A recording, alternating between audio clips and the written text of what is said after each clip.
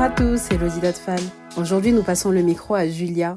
C'est dans la cour de récréation de la maternelle que Julia a commencé à ressentir ce sentiment d'injustice qui ne la quittera jamais face à une société pas assez inclusive.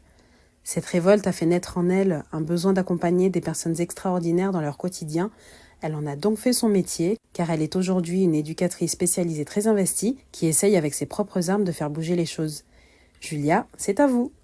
Moi, c'est Julia, je suis éducatrice spécialisée sur Marseille. Je suis en libéral depuis maintenant 4 ans. Même si ça fait un peu plus de 10 ans que j'exerce ce métier, j'ai commencé par monitrice éducatrice. En tant qu'éduc, j'ai vraiment choisi de me spécialiser en neurosciences et après, effectivement, j'ai aussi toutes mes formations qui découlent dans l'autisme et tout ce qui touche au neurodéveloppement. L'autisme, ça m'a toujours intéressée vraiment depuis que je suis toute petite.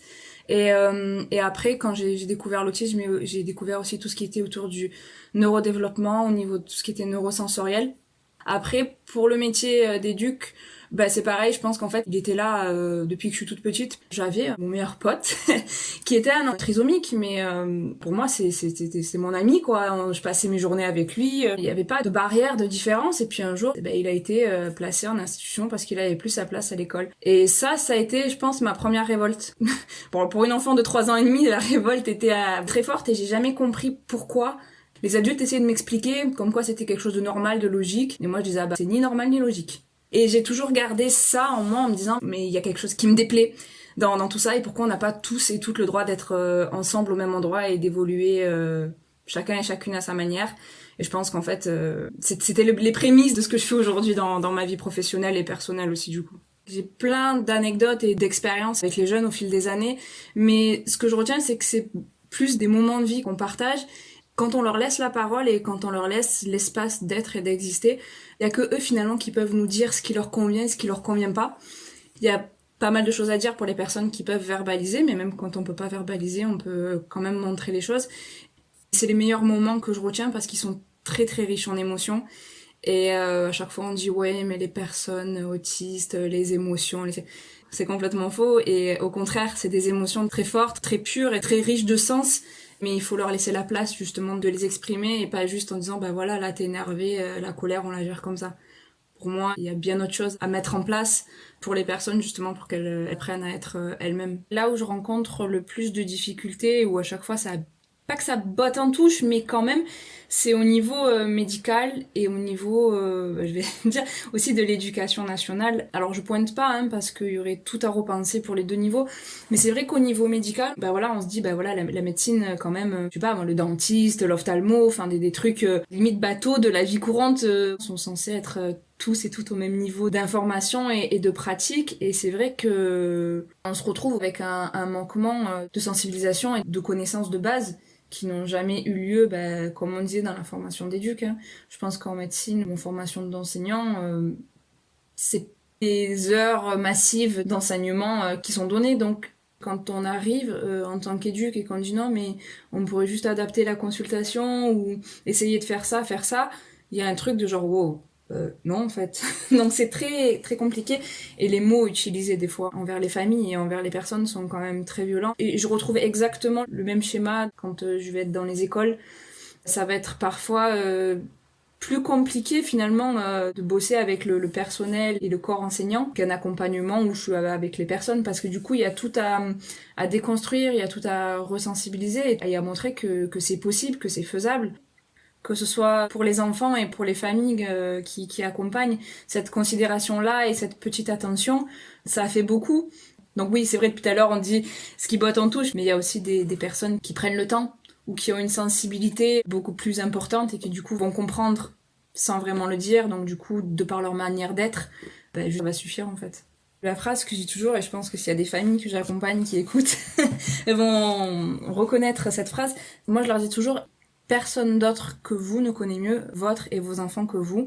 J'ai l'impression qu'on vous entraîne dans une espèce de spirale où vous n'avez pas le temps de vous poser et où vos enfants non plus n'ont pas le temps. On vous submerge d'informations et de choses à faire sans réellement vous expliquer les choses. Et du coup, ce que j'observe, c'est que je fais quoi, je vis où, machin et tout. Et moi, ce que je dis à chaque fois, c'est prenez le temps, votre temps et celui de vos enfants. C'est ça qui est primordial. Et les décisions, elles sont pas obligées d'être prises de manière immédiate. Mais c'est moi et mon enfant, on n'est pas en dessous et c'est pas les personnes au-dessus qui détiennent la vérité. Vous voyez, je sais pas si je m'exprime bien. Et moi, à chaque fois, je dis aux familles, là, si c'est pas le moment de mettre telle chose en place, ben c'est pas le moment. Et c'est pas grave. Et s'il y a des personnes qui, à un moment donné, arrivent et vous font vous sentir comme de mauvais parents ou genre, en gros, c'est pas bien de faire ça, c'est la représentation de ces personnes-là.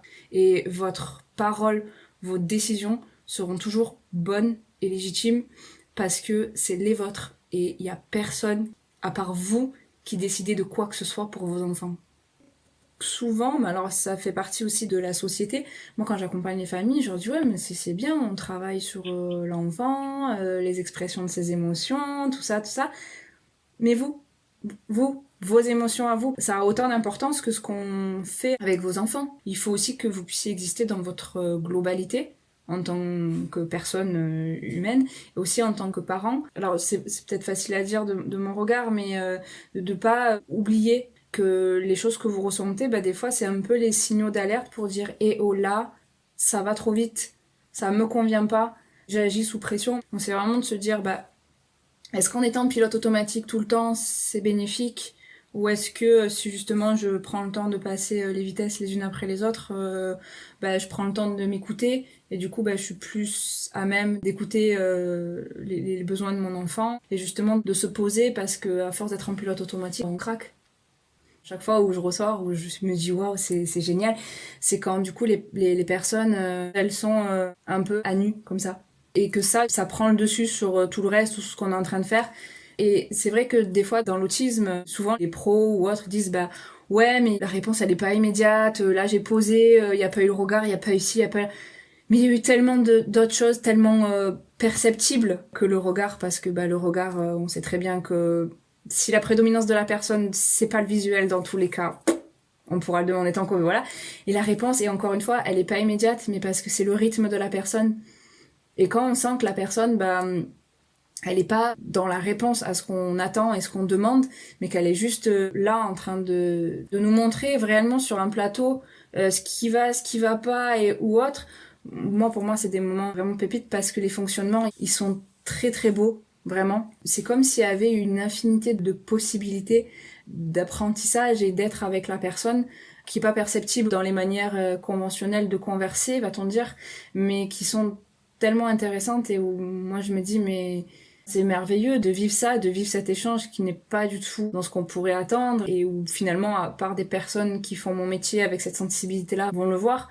Nous avec mes collègues quand on vit des moments comme ça, ce qu'on dit c'est que ouais les fameux clichés comme quoi c'est apathique au plus haut point, qu'il n'y a pas d'émotion, qu'il n'y a pas de relation et tout, c'est totalement faux. C'est juste une autre manière d'entrer en relation mais qui est tellement plus vraie, nature et authentique que toutes celles qu'on nous apprend et ça moi voilà, là je pourrais en parler pendant des heures parce que c'est vraiment ça que je trouve beau et tellement riche. Pareil pour les familles, moi chaque fois je leur dis merci de me laisser rentrer chez vous et de me laisser prendre cette place-là. Les personnes sont tellement belles et font appel à tellement de valeurs vraies au niveau humain que pareil, les pointer du doigt en leur disant et en diabolisant un petit peu à chaque fois et les familles et les enfants, moi je me dis mais je sais pas à quel moment donné l'humain a loupé le coche à ce point-là pour pas être en considération totale envers les autres et justement valoriser tout ce parcours qui est difficile mais qui amène aussi à une vie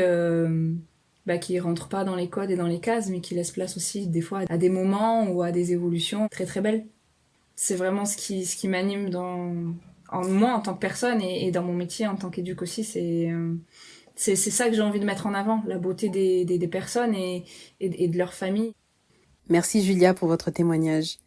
Si vous vous sentez concerné par le sujet de l'autisme, que vous soyez un professionnel ou non, n'hésitez pas à nous contacter en DM sur notre compte Instagram ou via l'onglet Contact de notre site internet pour vous exprimer sur le sujet et contribuer à éveiller les esprits. Quant à moi, je vous dis à dans un mois, à très vite.